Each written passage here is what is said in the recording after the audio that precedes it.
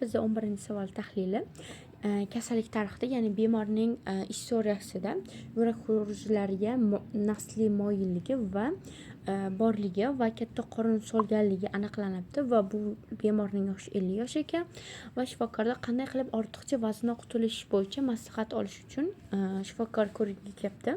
Uning vazni 100 kilogramm, bo'yi esa 1,85 metrni tashkil qilar ekan.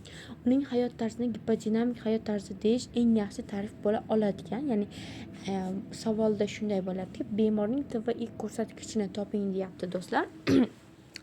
Biz bu savollarni bundan oldingi savollarda ham ko'rganmiz. TVI nimaligini ham bilamiz do'stlar.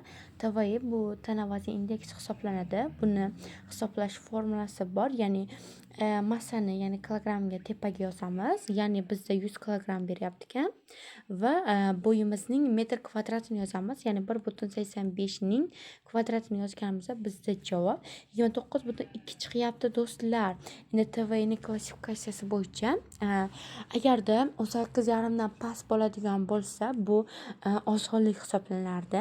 18,5 dan 24,9 gacha bo'lganda norma hisoblanardi, lekin bizning bemorda 29,2 chiqyapti. Bu ortiqcha vazn ham emas, balki birinchi darajali semizlikka moyillik ham emas, birinchi darajali semizlik kuzatilyapti bu bemorda.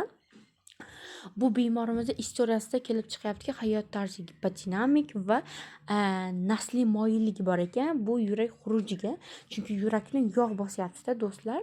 Endi kompleks kardiovaskulyar risk tahlili, ya'ni metabolik sindromni tahlil qiladigan bo'lsak,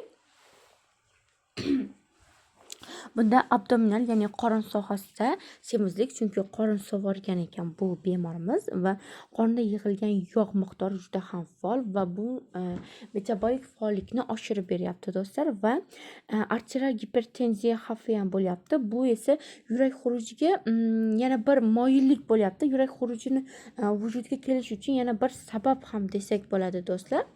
Endi nasliy moyillik, ya'ni yurak xuruji xavfini oshiryapti bu narsa va yurak qon tomir kasalliklari xavfini ham yuqorilash mumkin. Ya'ni bundan keyinchalik qonimizda vazodilikatsiya bo'lishi mumkin, ya'ni qon tomir kasalliklarini kuzatishimiz mumkin.